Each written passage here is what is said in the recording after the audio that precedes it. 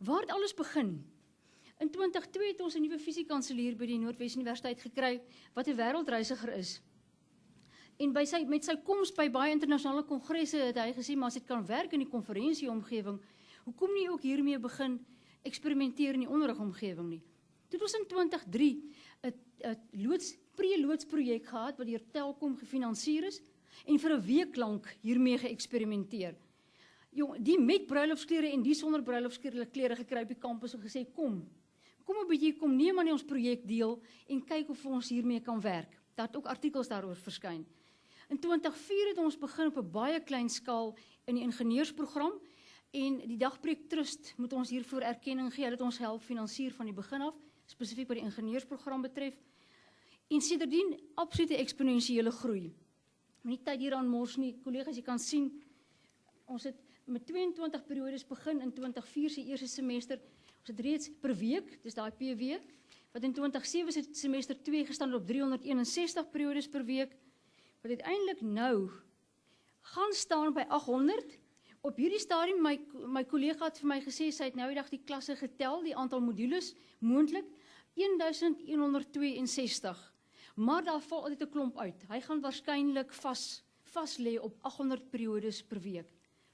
Infrastruktureel nogal 'n uitdaging. Maar as daar politieke wil is en daar's instrumentele wil wat daarmee saamgaan, dan staan ons eintlik verstom by wat ons kon uitgekom het by. Dit was nie Potchefstroom kampus, ekskuus. Dit was Potchefstroom. Val 3 het ons stadig begin en ons staan nou op 600 periodes per week.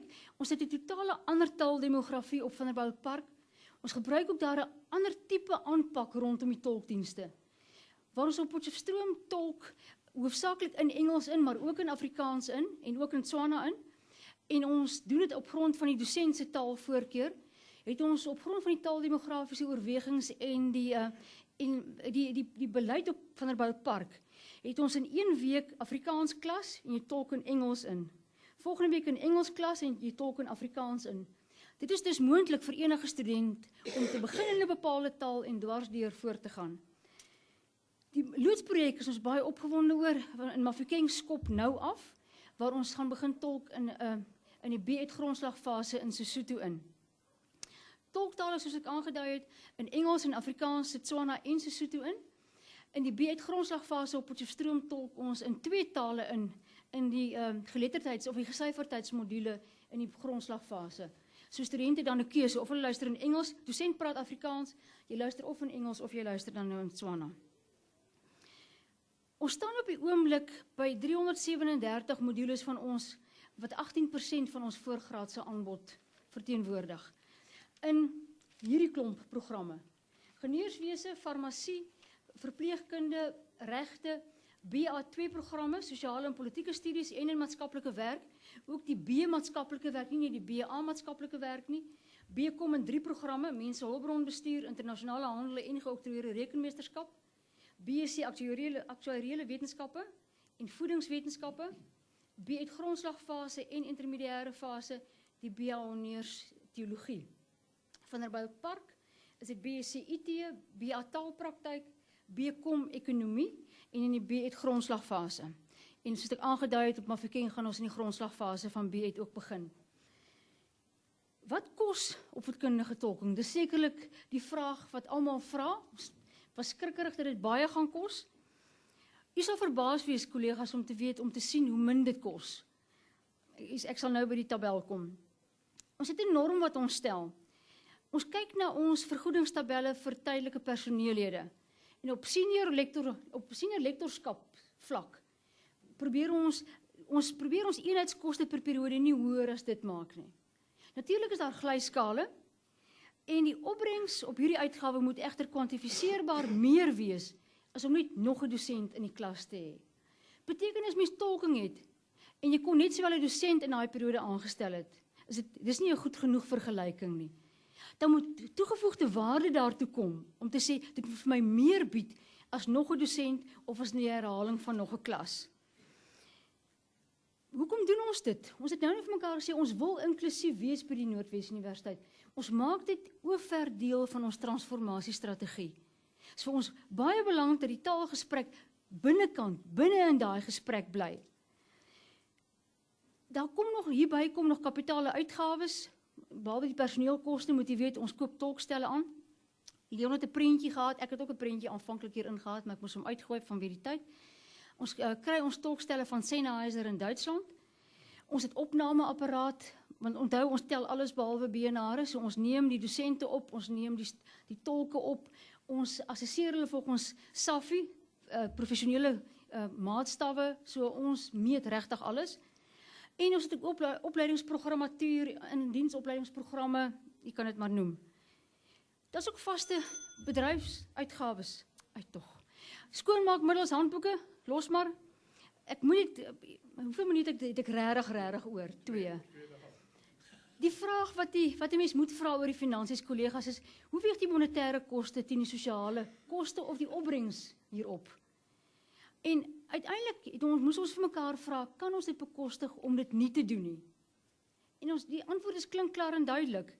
Want as ons kyk na ons hele meertaligheidsprojek by die Noordwes Universiteit, met ander woorde die taaldirektoraat, die studiegidsprojekte, die webbladsy wat vertaal kom, die personeelblad wat in verskillende tale kom, studiegidse, vraestelle, noem hulle almal op. Die hele infrastruktuur kos ongeveer 10 miljoen rand.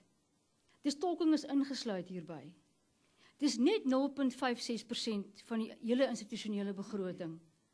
Dan vra mens vir jouself die vraag af, as jy moet taalstabiliteit en taalvrede koop, is hierdie meer opbrengs op ons belegging as wat ons opgehoop het. Ons is baie dankbaar daaroor.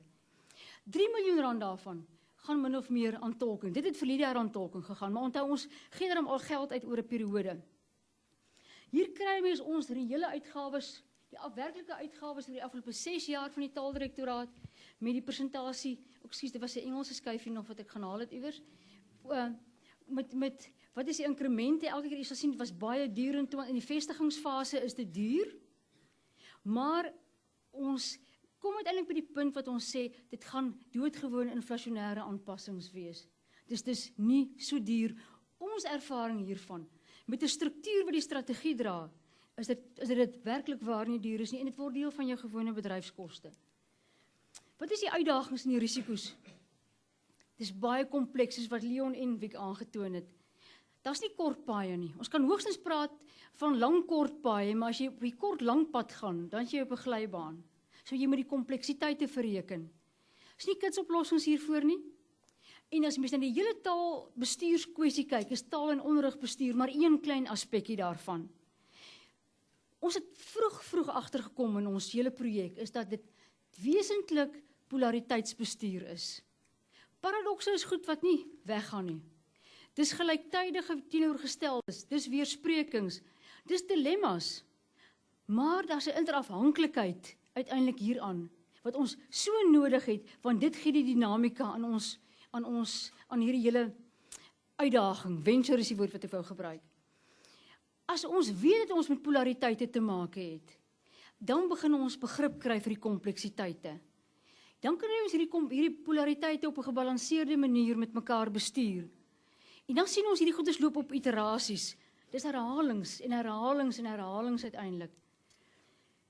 Die bestuur van taalafleweringsmodus op universiteitsvlak is polariteitsgedrewe. Punt, klaar. Ek dink ook nie daar's net een model nie. Ek dink uiteindelik mens werk eklekties, dat jy sê ons het verskillende modelle. Ons probeer erken dat dit moeilik is, dat dit detail werk behels, dat dit baie beplanning verg in die deurbestuur daarvan. En daarvoor het jy 'n kampioen nodig by 'n instelling.